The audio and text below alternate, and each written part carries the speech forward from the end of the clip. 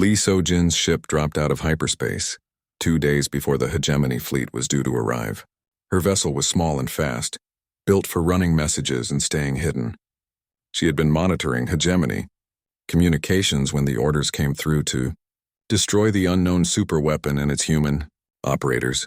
3 humans against the hegemony Third Fleet, she muttered as Eternal Sentinels docking bay opened for her. Either you're very brave or very stupid. Sojin had worked as a translator for the hegemony for 5 years before she learned what they really thought about younger species. The official policy was protection and guidance. The real policy was control and elimination. Any species that showed too much promise got labeled as a threat and dealt with accordingly. Daeho met her at the airlock. You came a long way to warn us about something we already know. You know the fleet is coming, Sojin said, pulling off her helmet. But do you know why? The hegemony has been watching humanity for decades. Your species advances too fast, thinks too differently.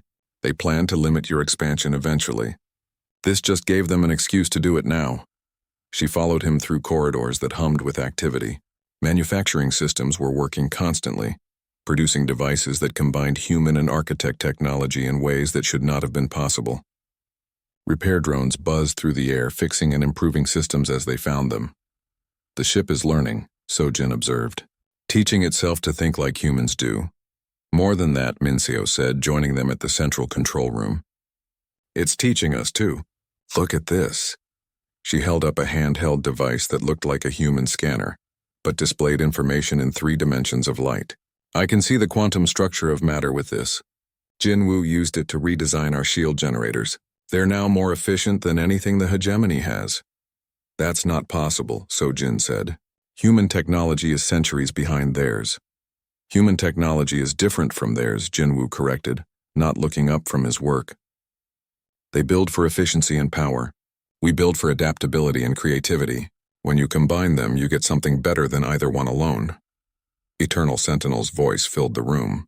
The manufacturing systems have begun producing items not in my original design database. They are creating solutions to problems I did not know I had. On the screens around them, they could see the ship changing itself. Hull sections rearranged to improve armor distribution. Weapon systems modified themselves to be more versatile. Even the interior spaces shifted to better accommodate human needs while maintaining alien efficiency. Your ship is evolving, Sojin said with wonder. In 3 days, you've done what most species take centuries to achieve. We had a good teacher, Daeho said, patting one of the control panels. And the teacher had good students. The first hegemony scout ships arrived that evening, dropping out of hyperspace at the edge of the asteroid belt. There were 3 of them, fast corvettes designed for reconnaissance and intimidation. They broadcast the standard message demanding immediate surrender. Unknown vessel, you are in violation of hegemony protection protocols. Power down your weapons and prepare to be boarded for inspection. Daeho looked at his companions. Any thoughts on how to handle this? We could try talking to them, Minseo suggested. The hegemony doesn't negotiate with species they've marked for elimination, Sojin said. They'll try to disable you first, ask questions later. Then let's see what our new toys can do, Jinwoo said, activating systems they had installed over the past few days. The scout ships opened fire without warning, their energy weapons striking Eternal Sentinel's hull. The attacks should have damaged the ancient ship's armor. Instead, the hull absorbed the energy and grew brighter. The modified shield systems not only deflected the attacks but learned from them, adapting to block future shots of the same type. Return fire, Daeho ordered. Eternal Sentinel's response was swift and surgical. Energy beams reached out from hidden weapon ports and touched each scout ship gently. The hegemony vessels simply stopped working. Their engines went dead, their weapons powered down. Their life support systems continued, but everything else shut off. What did you do to them? Sojin asked. The ship analyzed their technology while they were shooting at us, Jinwoo explained. Then it sent a signal that convinced their computers to take a nap. No one died, but their ships won't work until we let them. Impossible, Sojin breathed. The hegemony uses quantum encryption on all their systems. It can't be hacked. It can if you think about it like a human would, Minseo said. We didn't break their encryption. We convinced their computers that they wanted to stop working. The main hegemony fleet arrived the next morning. 200 ships from fast destroyers to massive dreadnoughts. They surrounded the asteroid belt in a formation designed to prevent any escape. Admiral Vexthan's flagship took position directly in front of Eternal Sentinel. "This is Admiral Vexthan of the Hegemony Third Fleet. You have destroyed our scout vessels and violated multiple protection protocols. Surrender immediately or face the consequences." Deho opened a communication channel. "This is Kang Deho, captain of the Eternal Sentinel. Your scout ships are fine, just sleeping. You can have them back if you leave peacefully. Humans." The Admiral's voice carried clear disgust. "Your species has always been trouble. Fortunately, today we solved two problems at once: your unauthorized superweapon and your species' dangerous independence." The fleet opened fire. Energy weapons and kinetic projectiles filled space with deadly light. The barrage would have destroyed a dozen normal ships instantly. It should have overwhelmed any defense system ever built. Instead, Eternal Sentinel's hull began to change. Sections rotated and shifted, dispersing impacts across the entire structure. Shield generators that had been learning from human creativity created barriers that bent and twisted, deflecting attacks in impossible directions. Some shots bounced back at the ships that fired them. "Impossible," Admiral Vexthan snarled. "All ships maximum firepower. Destroy that abomination." The fleet's assault intensified, but Eternal Sentinel was no longer the same ship it had been when the attack began. Every shot that struck its hull taught its system something new. The manufacturing bays were working at incredible speed, creating new defensive systems and modifying existing ones based on human design principles. "Time to show them what human engineering can really do," Deho said. Eternal Sentinel fired back. But instead of the focused energy beams the Hegemony expected, the ship created weapons that adapted and changed as they flew. Missiles that split into smaller missiles, energy beams that curved around shields to strike from unexpected angles, devices that convinced enemy computers to stop working properly. Within an hour, the Hegemony fleet was in full retreat. Half their ships were disabled, drifting helplessly with dead engines and confused computers. The other half fled toward hyperspace, broadcasting warnings about the impossible human ship that fought like no enemy they had ever faced. Admiral Vexthan's flagship was the last to retreat, its hull scorched and its pride wounded. "This is not over, humans. The Hegemony will not tolerate this insult." As the enemy fleet vanished into hyperspace, Deho looked around at his small crew. "Well, that was exciting. What do we do now?" "Now," said Eternal Sentinel, "we prepare for what comes next. The galaxy knows about us now. Some will see us as a threat to destroy. Others will see us as hope for something better." So Jin was studying the long-range sensors. The retreat ships are broadcasting on all frequencies. "Within days, every species in the galaxy will know that humans defeated a Hegemony fleet." "Good," Minseo said. "Maybe some of them will want to help. Or maybe they'll all want to destroy us before we get stronger," Jinwoo added pessimistically. Deho smiled as he watched the manufacturing bays continuing their work, creating new technologies that combined human creativity with alien power. "Then we better make sure we're ready for them."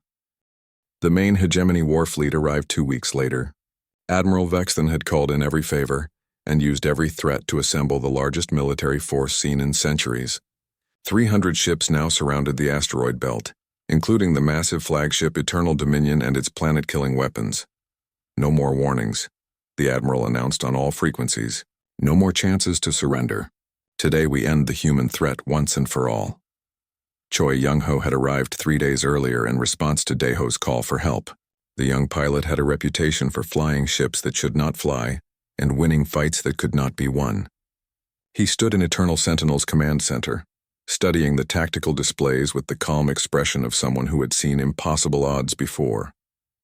300 ships, he said casually. "That's a lot, but they're thinking like a traditional fleet. Formations, command structures, predictable attack patterns. And that's bad for them?" So Jin asked. "It's terrible for them," Young-ho replied with a grin, "because we're going to fight like humans. No formations, no predictable patterns, no rules." Eternal Sentinel had spent the week since the first battle learning and growing. The ship's manufacturing systems now produced hybrid technologies at an incredible rate. They had created smaller vessels, fighters that combined human piloting systems with architect technology. Each ship was unique, built to match the personality and skills of its human pilot. "The enemy fleet is moving into attack formation," Jinwoo reported. "Energy signatures suggest they're preparing to use planet-killer weapons." Let them, Deho said. Every weapon they show us is another lesson for our ship to learn. The hegemony attack began with a bombardment that could have destroyed worlds. Massive energy beams reached across space, followed by kinetic projectiles moving at nearly light speed. The asteroid belt itself began to vaporize under the assault. But Eternal Sentinel was no longer hiding among the asteroids. The ship had moved into open space, its hull shifting and changing as it absorbed the incoming fire. Sections rotated to distribute impacts. Shield generators created barriers that turned solid matter into energy, and energy back into matter. The ship was not just defending itself, it was learning from every attack. Now, Deho ordered. Eternal Sentinel split apart. What had appeared to be a single massive ship revealed itself as a collection of smaller vessels, each one perfectly disguised as part of the larger whole. Human pilots in hybrid fighters launched from hidden bays while the main ship began to change shape completely. Young Ho led the fighter attack, his ship dancing between enemy fire like a leaf in a storm. The other human pilots followed his lead, each one flying with the chaotic creativity that made human tactics impossible to predict. They struck at weak points in the enemy formation, disappeared before return fire could reach them, and appeared somewhere else entirely. How are they moving like that? Admiral Vexthon demanded as his tactical officers struggled to track the human ships. Our sensors show them in 3 different places at once. The human vessels are using quantum displacement technology, his science officer reported. They exist in multiple probability states simultaneously until they choose to attack. That's impossible. No species has mastered quantum displacement. The humans have, sir. Or rather, they've convinced their ships to think it's possible. So it is. The main battle was fought by Eternal Sentinel itself, which had transformed from a single large ship into something that defied classification. Parts of it existed in normal space, while other parts phased in and out of different dimensions. It fought like a living thing, adapting to each attack and responding with weapons that should not have been able to exist. Energy beams that curved through hyperspace to strike from impossible angles. Missiles that reproduced themselves each time they were destroyed. Defensive systems that turned enemy attacks into power sources.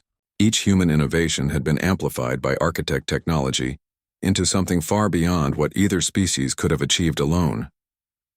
The enemy flagship is moving to ram us, Minseo reported. Admiral Vexthon is trying to use his ship as a guided missile. Let him come, Young Ho said from his fighter. I have an idea. The massive hegemony flagship accelerated toward Eternal Sentinel, its hull glowing with the energy of its overloaded engines. It should have been an unstoppable attack, the mass of a city moving at incredible speed. Instead, Eternal Sentinel opened up like a flower. The ship created a hollow space in its center just large enough for the flagship to pass through. As the enemy vessel flew through the gap, every surface it passed was covered with devices that Young Ho had designed based on human computer viruses. The flagship emerged on the other side completely unchanged, but its computer systems now thought like humans.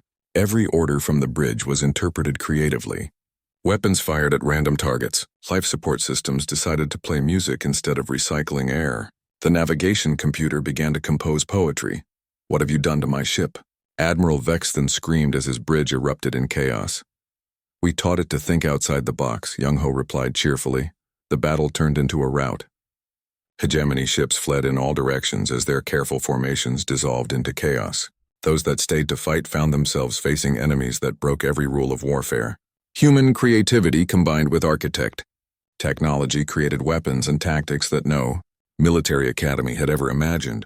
But the real shock came when the manufacturing bays aboard Eternal Sentinel began producing new ships in the middle of the battle. Full-sized vessels that combined the best of human and architect design, each one crewed by volunteers who had answered Deho's call for help. This is Captain Park Sung-min aboard the newly christened Impossible Dream, came a voice over the communication system. Sorry we're late to the party. And this is Captain Kim Yoo-jin on the long shot, added another voice. Hope you saved some bad guys for us. Within hours, the hegemony's great fleet was either destroyed, captured, or fleeing toward hyperspace. The survivors carried with them stories of the impossible human ships that fought with weapons that should not exist, and tactics that made no sense. Admiral Vexthon's flagship was the last to retreat, its computers still composing poetry as it limped away. "This changes everything," he transmitted to Hegemony Command. "The humans aren't just a threat to our expansion. They're a threat to our entire way of thinking." As the last enemy ship vanished into hyperspace, Deho looked around at his expanded crew. The command center was now filled with humans from across the galaxy, each one bringing their own skills and ideas to the growing fleet. "What now?" Sojin asked. "The Hegemony will regroup and come back with even more ships." "Let them," said Young Ho, already planning modifications to his fighter. "We'll be ready." "No," Deho said thoughtfully. "We won't wait for them to come to us. It's time to take this fight to them." On screens around the command center, they could see the new ships taking shape in the manufacturing bays. Each one was unique, built around human creativity and architect power. They were more than just ships. They were ideas given form, dreams made real. "The galaxy is about to learn what humans can do when we stop playing defense," Mincio said with a smile. Eternal Sentinel's voice filled the room, warmer now than it had been when they first met. "My builders sought to create perfection. Instead, you have taught me to create possibility. Whatever comes next, we will face it together." The war for the galaxy's future had begun, and humanity was no longer fighting to survive. They were fighting to win. 6 months after the Great Battle, the galaxy was a different place. Kim Hae-in, a xenobiologist who had joined the crew when word spread about the impossible human fleet, stood in what had once been Eternal Sentinel's main laboratory. Now it was a diplomatic center, where representatives from dozens of species came to learn about the new alliance humanity was building. "The Hegemony's member species are in revolt," she reported to Deho as he reviewed requests for assistance from across the galaxy. "The Zephyrians declared independence last week. The Crystalline Collective is asking for human advisors to help them develop adaptive technology. Even some of the core Hegemony worlds are questioning their loyalty." Deho nodded, signing an agreement to provide defensive ships to a small species that had been under Hegemony protection for centuries. "Good. The more species that break free, the weaker the Hegemony becomes." The human fleet now numbered 50 ships, each one unique and impossible. They had been built in the manufacturing bays that Eternal Sentinel had taught to think like humans. No two vessels were exactly alike because no two human crews thought exactly alike. Each ship reflected the personality and creativity of its builders. Young Ho's fighter squadron had grown into a full wing of pilots who flew ships that existed in multiple dimensions simultaneously.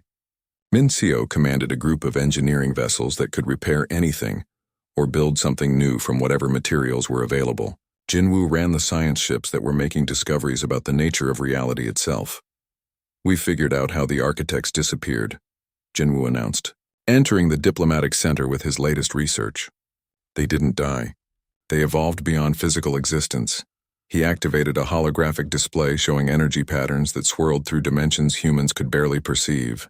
They became pure consciousness, existing as living information in the quantum substrate of reality. "But they left Eternal Sentinel behind as a test." "A test for what?" Sojin asked. She now served as the fleet's chief diplomat, using her knowledge of galactic politics to build the growing alliance. "A test to find a species capable of controlled chaos," Hayen explained. "The architects had achieved perfect order, but order without change leads to stagnation and death. They needed to find beings who could balance creativity with wisdom, chaos with purpose. Humans," Deho said simply. "Not just humans," Jinwoo corrected. "Any species that could learn to think like humans. That's why the ship's technology works so well when combined with other species' knowledge. We're not meant to replace the architects. We're meant to teach the galaxy how to grow." This revelation had come at the perfect time. The final Hegemony fleet was approaching, led by Supreme Admiral Korthvex himself. This was no mere battle force, but the combined might of the Hegemony's remaining loyal worlds. Over 1,000 ships, including the superfortress World Ender, which had never been defeated in battle. "They're not coming to destroy us," Sojin observed, studying the enemy fleet's formation. "They're coming to make a statement. Win or lose, they want the galaxy to see that they won't surrender without the biggest fight in history. Then let's give them a fight they'll remember," Young Ho said, preparing his pilots for what might be their final battle. But when the Hegemony fleet arrived, they found something unexpected waiting for them. The human fleet had grown, but not just with more ships. Representatives from 30 species stood beside them, each one bringing their own unique approaches to the coming battle. Crystalline collective vessels that could share consciousness across vast distances. Cephirian ships that moved like living wind through space. Ancient species that had hidden their true capabilities for centuries, waiting for someone to show them that change was possible. "This is Supreme Admiral Korthvex," the enemy commander announced. "You have committed acts of war against the lawful authority of the hegemony. Surrender now and your deaths will be quick." "This is Admiral Kang Deho of the Free Galactic Alliance," came the reply. "You have one chance to withdraw peacefully. Your choice." The battle that followed was unlike anything the galaxy had ever seen. It was not just a fight between fleets, but a clash between two different philosophies. The hegemony fought with perfect coordination and overwhelming force. The Alliance fought with creativity and adaptation. Hegemony ships moved in precise formations, their attacks calculated and efficient.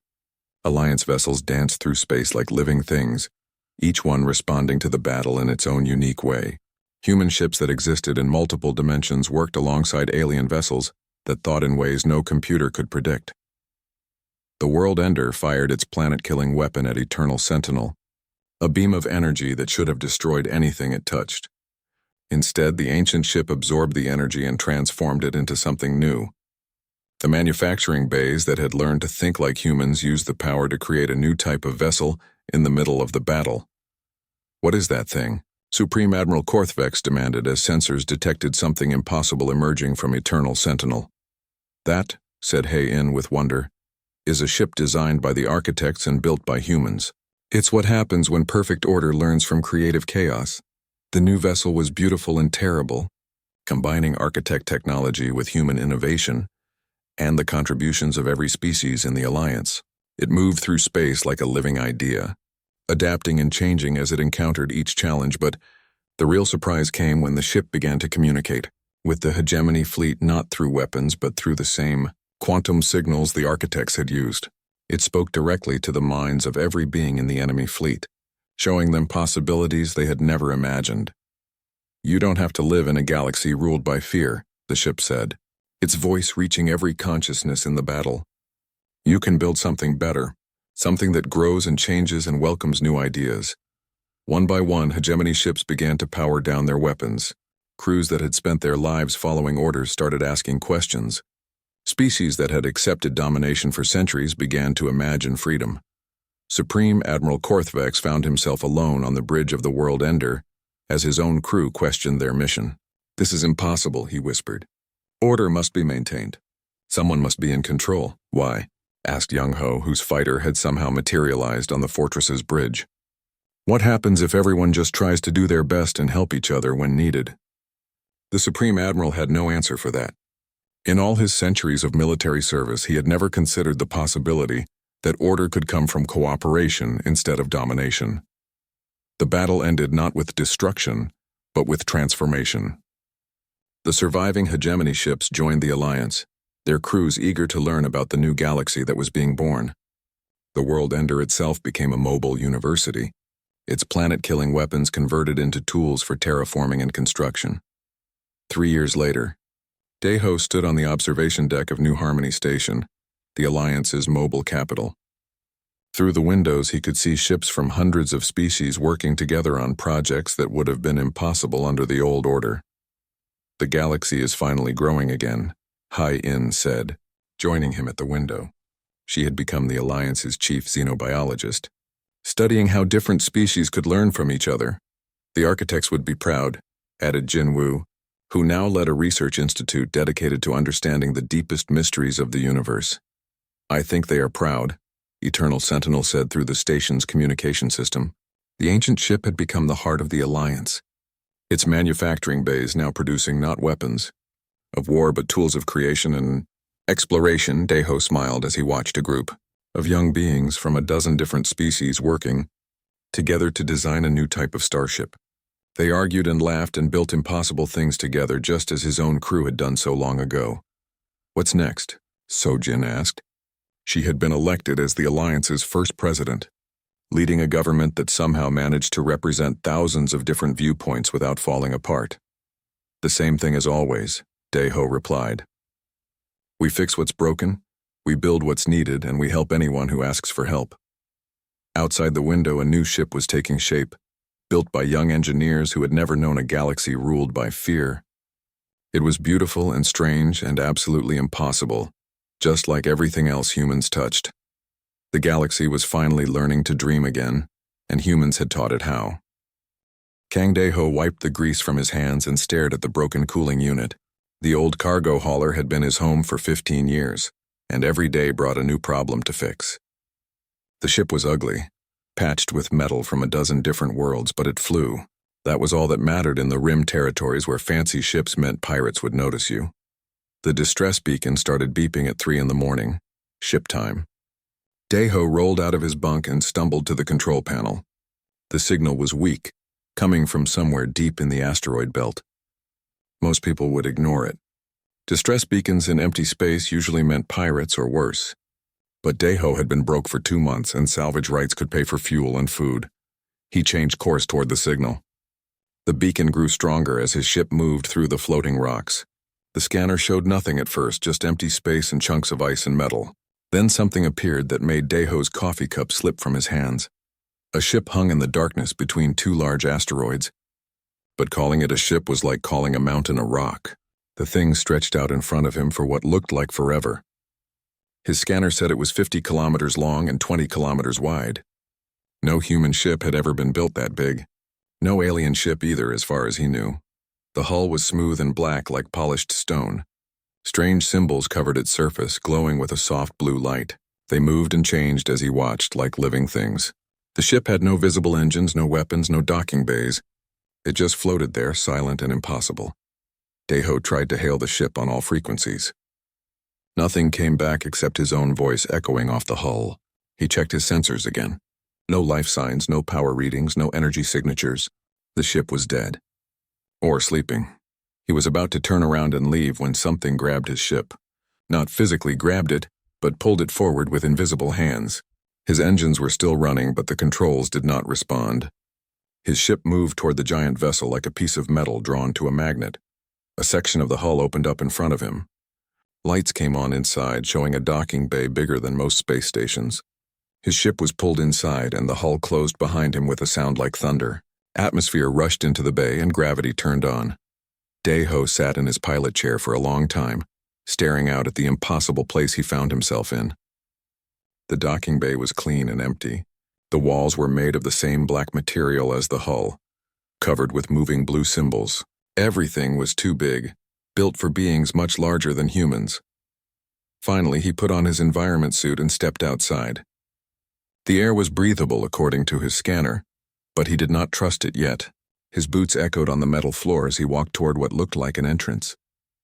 The door was 10 meters tall and opened when he approached. Inside was a corridor that stretched away into darkness. Lights came on as he walked, always staying just ahead of him. The walls were covered with more of the moving symbols, and they seemed to watch him as he passed. After 10 minutes of walking, he came to a large room filled with screens and control panels. A voice spoke from everywhere at once, clear and calm. It spoke in perfect Korean, with an accent from the old country that Dae-ho had not heard since he was a child. "Welcome, engineer of the impossible makers." Dae-ho stopped walking. "Who are you?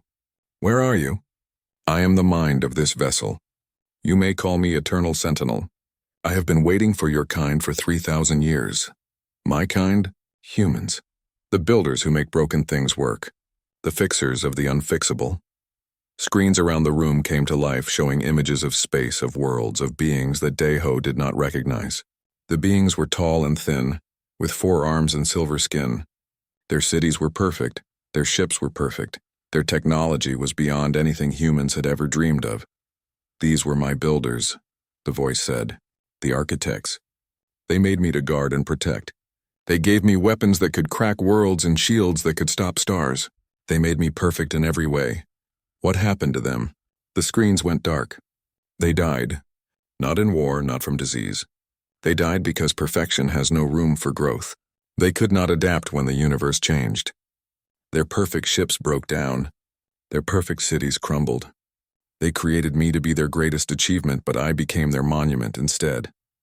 Daeho looked around the room at all the alien technology. Why do you speak Korean? How do you know about humans? I have been listening to your broadcast for centuries.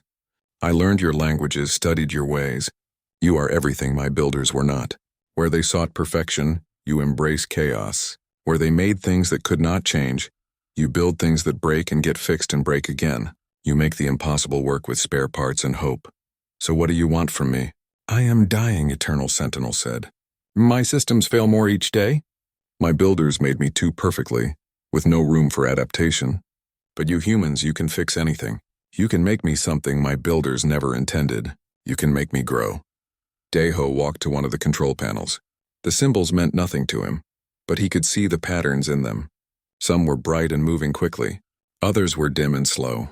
A few had gone dark completely. It looked like a machine that was running out of time. What makes you think I can help? I fix cargo haulers and mining equipment.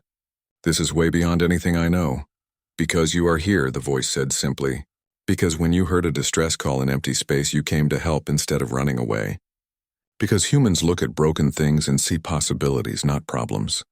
The screens lit up again, showing the ship from outside. But now Daeho could see what he had missed before. The smooth hull was cracked in places. Some of the glowing symbols had gone dark. Parts of the ship looked like they were slowly falling apart. I was built to protect the galaxy from a threat that never came. Eternal Sentinel continued. For 3,000 years I have drifted here waiting for purpose. My builders are gone, but their enemies may yet return. Or new enemies may arise. I could be what stands between order and chaos. But only if you help me remember how to change. Daeho took off his helmet and breathed the alien air. It tasted clean and slightly sweet. I'll need my tools. And I'll need to call some friends. This isn't a one-person job. Call whoever you need. I have waited 3,000 years. I can wait a little longer. As Daeho walked back to his ship, the lights followed him and the symbols on the walls seemed to pulse with something like hope. He had come looking for simple salvage.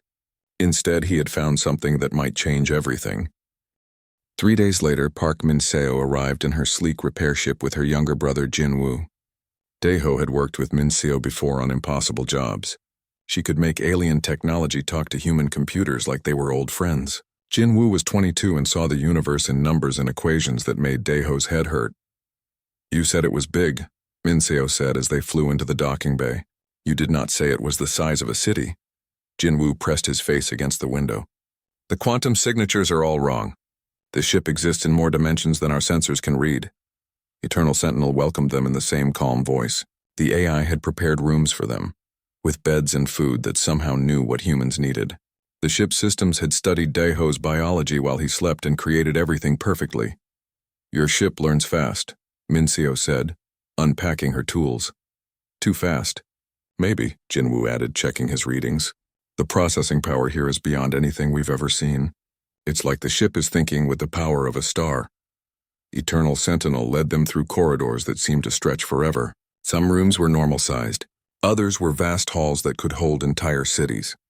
They passed laboratories filled with equipment that hummed with unknown energy. They saw manufacturing bays where machines built other machines without any human input. This is a weapon factory, Min-seo whispered, staring at devices that looked like they could cut through space itself.